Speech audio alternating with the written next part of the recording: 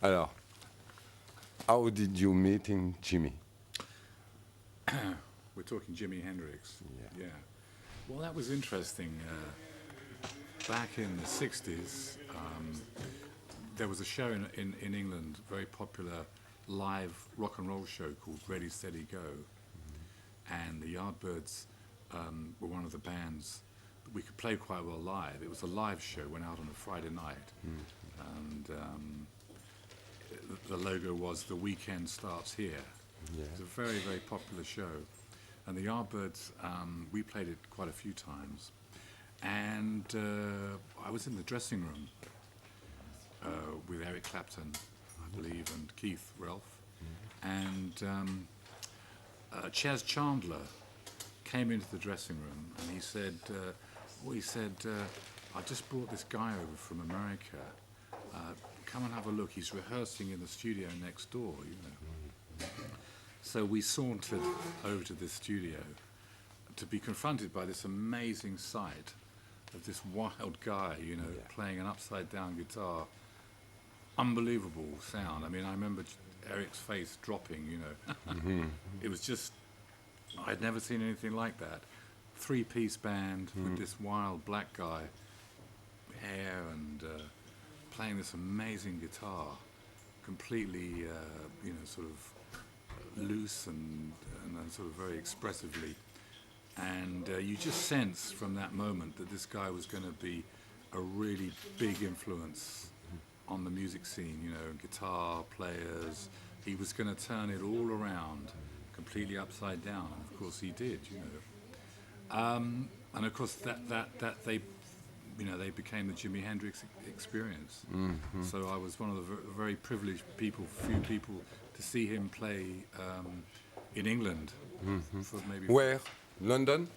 Wembley. Wembley. I think the studios were in Wembley, TV studios, yeah.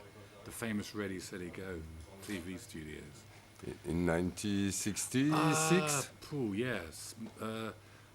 65 even, 65? maybe. 65, 66.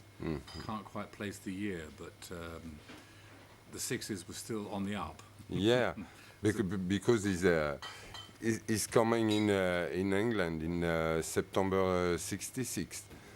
Yeah, that had been around that time, definitely. Because I got the interview and Brian Auger, the first show of Jimi in London, where Johnny Hallyday, Otis Redding, they here, and he played Annabelle's, didn't he? Was it? No, was it not Annabelle's? The Bag of Nails, or c'était Speakeasy. The Speakeasy, yeah. The Speakeasy. Well, I missed that, but I'm not sure whether he did Ready, Steady, Go before that. He might have done. I think Chas got him onto the show, you know, maybe prior to that ad hoc performance at the Speakeasy. Never speaking with him before the show or after the show is very difficult. Well, you know, it's like we met so many people, and often it was being on the same bill, but very little time to speak. No, I unfortunately never personally spoke to Jimi Hendrix at that point, I'm afraid to say. It was, I mean, you know, for him, he became so popular so fast, was off doing shows, the Yardbirds were off doing shows, we didn't really cross too much, you know.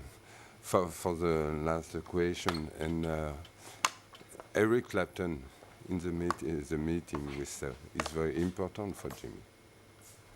Well, I guess, yeah. I mean, because at that time, Eric probably was the preeminent guitar player in London, certainly, and was building a huge reputation. But Eric was a very, you know, he was a very, how can I say, not a flamboyant player. He was very much about technique and adhering to the blues. And of course, meeting Hendrix, who was like a showman. And I know that had a very big influence on Jeff Beck, for instance, you know.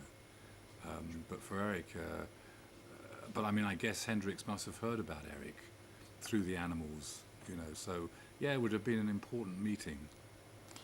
And the last question for me, c'est you influence on the guitar player for you? The influence in the beginning. My influence? Yeah. Well, my influence would have been in guitar players would have been originally the players from Chicago, the black blues players. Yeah. You know, Buddy Guy and Lightning Hopkins and all that sort of stuff. You know, that electric blues. Jimmy Reed, of course, personally was a very big influence to me. You know, as a more of a rhythm player. Bo Diddley, of course. Yeah. I mean, you know, so many influences, so many. A lot of the piano players too, for me, were an influence, because I used to play a bit of piano, boogie woogie, you know, and they had all those wonderful Pinetop Smith and those guys who could really sort of play a non-stop rhythmic boogie. So that for me, that was very influential as well. Okay. Thank you. De rien? Merci, Chris. Okay.